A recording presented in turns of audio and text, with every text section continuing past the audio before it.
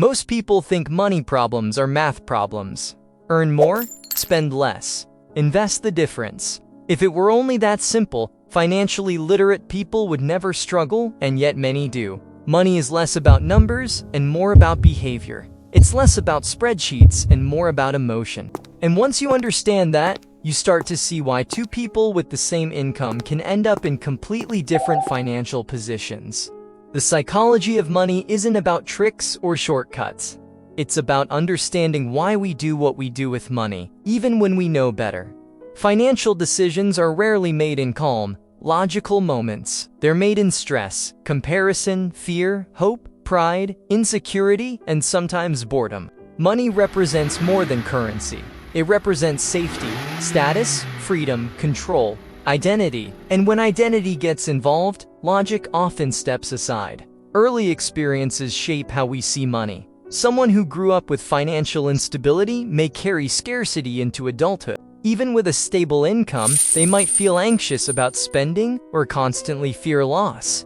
Someone raised in comfort may assume money will always be available. Risk feels distant, consequences feel abstract. They may underestimate how quickly circumstances can change. Neither person is irresponsible. They are responding to emotional patterns formed long before their first paycheck. In the US and UK, money is closely tied to social identity. Careers define people. Neighborhoods signal status. The car you drive, the clothes you wear, the holidays you post online, these become subtle signals about where you stand. Humans are wired for belonging. That wiring shows up as lifestyle pressure. We upgrade phones that still work, stretch budgets for homes slightly beyond comfort, increase spending to align with the people around us. Not because we're irrational, but because we're social. Consider two people in London or Chicago earning $85,000 a year. Same income, similar age, similar education. Person A sees money as a tool for flexibility. They live slightly below their means. They automate savings. They invest consistently. They enjoy life but avoid permanently increasing fixed costs. Person B sees money as proof of progress. They upgrade apartments after promotions, lease a new car, increase lifestyle with every raise. 5 years later, both still earn similar salaries. But person A has options. Savings create breathing room. They could change jobs, move cities, or handle unexpected expenses without panic. Person B has commitments, higher rent, car payments, credit balances. Their income supports their lifestyle but doesn't create freedom. Same income, different psychology. Another powerful psychological force is comparison. After basic comfort is met, more income brings diminishing returns to happiness. Yet behavior doesn't reflect that reality. Because what we chase isn't always comfort, it's relative position. Social media intensifies this. You're comparing yourself to curated highlight reels that rarely show debt, stress, or death. The result is lifestyle creep that feels normal and justified. Then there's fear. Markets fluctuate, jobs change, economies shift.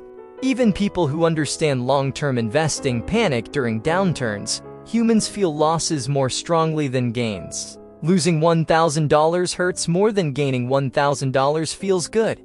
That imbalance drives many financial decisions. This isn't stupidity, it's wiring. The key isn't suppressing emotion, it's building systems that protect you from impulsive decisions. If savings are automated, you don't rely on motivation. If investments are consistent, you don't react to every headline. If spending is structured, you don't rely on willpower alone. Systems reduce emotional friction. Decision fatigue matters. After a long day at work, your brain prefers short-term reward. That's why late-night online shopping feels easier than reviewing a budget. Small decisions, repeated over years, compound quietly, both positively and negatively. Imagine a young professional in New York receiving their first significant bonus. One reaction: upgrade everything. Another reaction: strengthen the foundation. Save a meaningful portion, pay down debt, allow a small reward without raising long-term expenses. Both reactions feel reasonable, but only one increases future flexibility. Money amplifies personality. It doesn't fix insecurity or fear, it magnifies them. Understanding yourself matters more than predicting markets. High income does not guarantee financial stability. Fixed costs expand to match income. We adapt quickly. What once felt like success soon feels normal. Then we chase the next upgrade. This is the hedonic treadmill. Here's a different way to think about money. It's stored time. Every dollar represents hours of your life.